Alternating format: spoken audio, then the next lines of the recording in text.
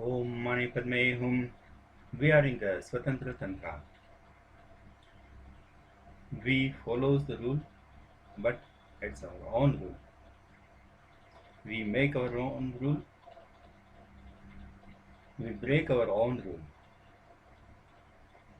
We don't follow the rules. That is the meaning of the Swatantra Tantra.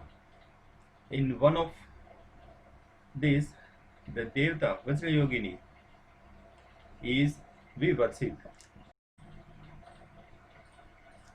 The Tsem Rinpoche has given the teachings of the Vajrayogini. These teachings are perfect and for our own benefit. I am reproducing here.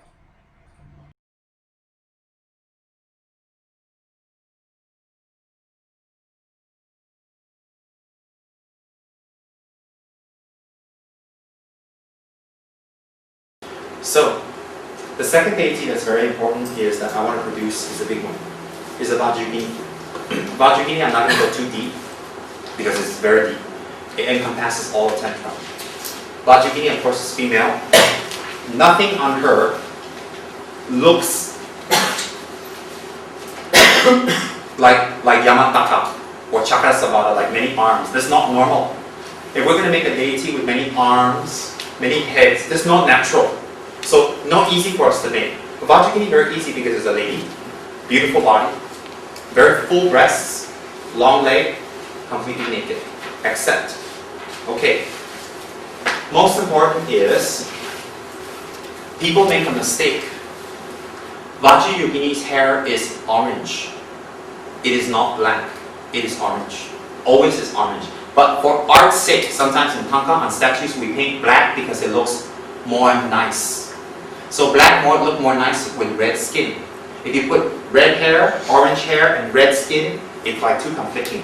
So for artwork, we can put black or we can put red. Most people put black for painting, but on statue you can put red because it's old. So, but we need to know what color it is. Okay. Second is her head is very important. Many Tanka and statue people make her head wrong. Her head is not like this. It is not like this.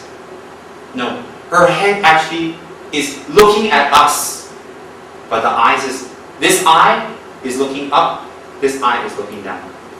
Why? This eye means she is not human anymore, she's a Buddha. This eye look up means what? I bring you to my heaven. Kacho heaven. This eye look down, why? I will bring all of you, I don't forget you. I'll bring all of you to Vajrayogini's heaven. But in Tanka and in art, we cannot draw the eye like that one.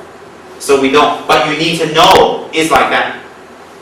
Okay? And her face is beautiful, like a 16-year-old girl, perfect. And her eyes, all is not like Mahakala eyes or Dharma protector eyes. It's normal eyes like Dada, except slightly wrathful. So she has this expression. Great bliss. Actually, it's sexual bliss. It's great bliss and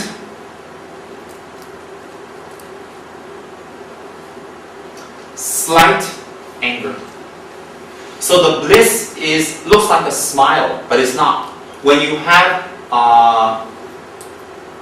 sexual togetherness and you reach orgasm, when you reach, you have the kind of face, the lady have the kind of face is like very happy, but it's not actually happy. So it's a blissful smile and with a little bit of fierce, a little bit of wrath. So it's like this, it's two expressions, two in one. So her face is like this, and the teeth is all open and showing, not the tongue, and have four fangs. The four fangs represent the Four Noble Truths of Lord Buddha and the four different types of spirits to overcome. So her teeth is like this, and her mouth a little bit open.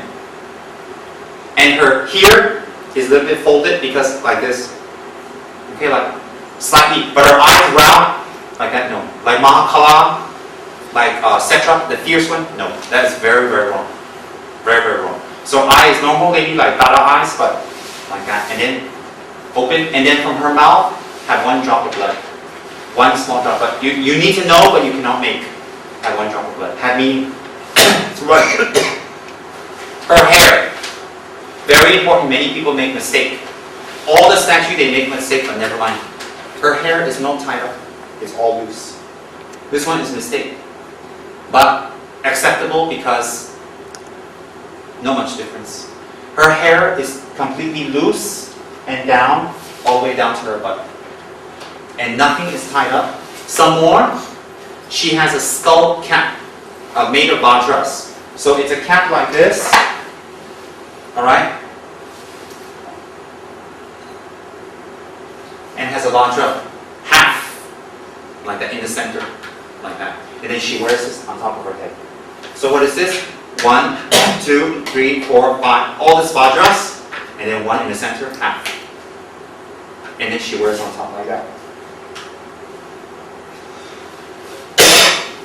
No hair. You understand that? If you want to do correctly. Any questions on that? No hair at all. Vajrayogini, hair not tied up. Not tied up means she is unfettered. She has no one controlling her, and her negative emotions don't control her. She's free. So when a lady let her hair down, because in ancient India time, the lady go outside, Nepali lady, all that, they just let the hair down like that, people look, so, ooh, no good. Why? No manner. The lady like loose, like prostitute, no good. So must tie the hair up nice and put pretty, then they say, oh, it's a nice girl. The girl down only when the husband and wife together, she let the hair down.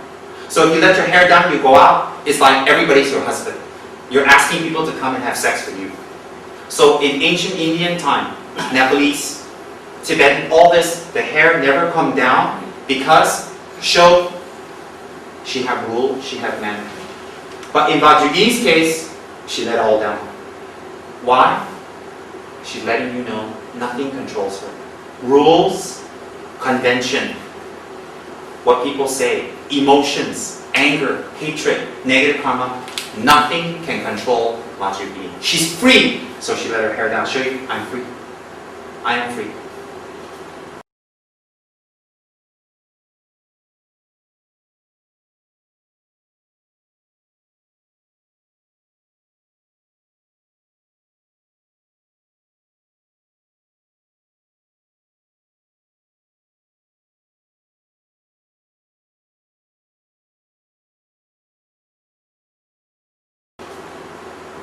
Alright?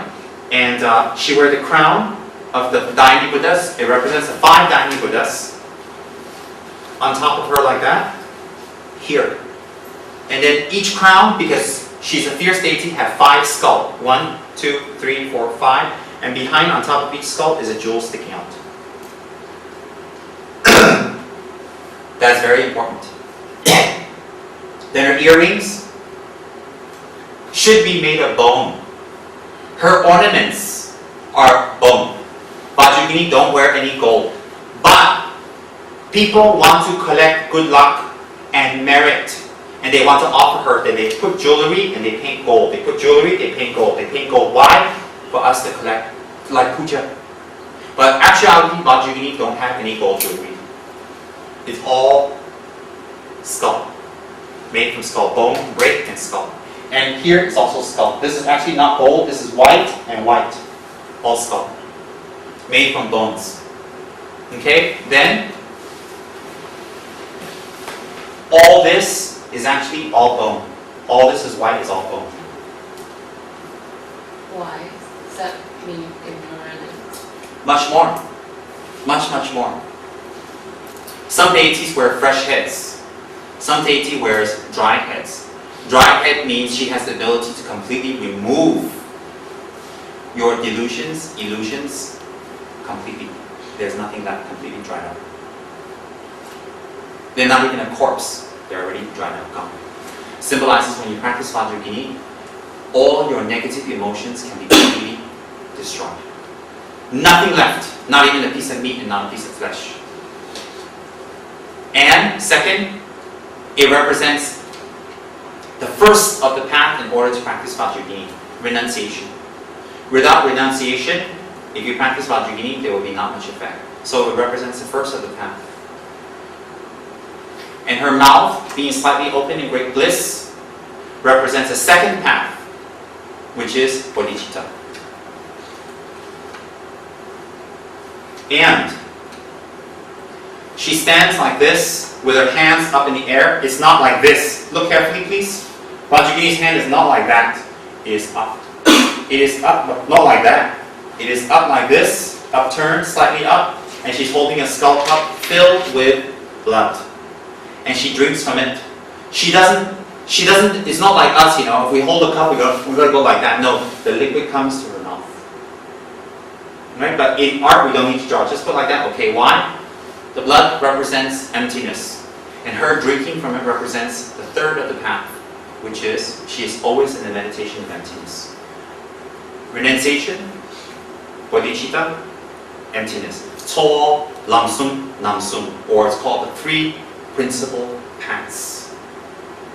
Okay, very important. And her hand, you can make it like that, you can make it like that. The finger doesn't matter, actually it's holding like that. But for art, make beautiful can be like that. Make more beautiful is okay. But this one must be proportioned. This one too long like that look funny. Must be proportioned. Alright, he gave you the measurement. And then this one, the arm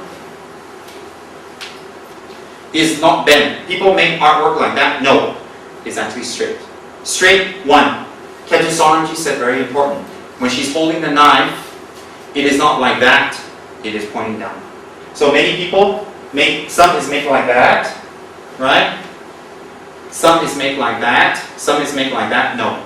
The knife must be straight down. Why? It's pointing at samsara. Through her, she will cut. Why you're in samsara, the reason you're in samsara, she will cut it. So her hand cannot be like that, it must be straight down. And her wrist twisted up and she's holding a knife. And the hand of the knife is like this. Not like that, not like that, it's like this. Why? In ancient India, this is the mudra that Bomos use, or people who practice magic use, to destroy. If you have the power of mantra, if you recite, you point, the spirit will run. So when she uses this mudra, it's called threatening mudra. When she uses this mudra, it means what? She has the power to frighten every single spirit on this planet in samsara. No one can overcome her. She is very powerful for destroying spirits. Destroying as in protecting you. So she dares show the mudra, meaning what? No one can overcome her. So she showed you that open symbolism. Okay? No one can overcome her. And then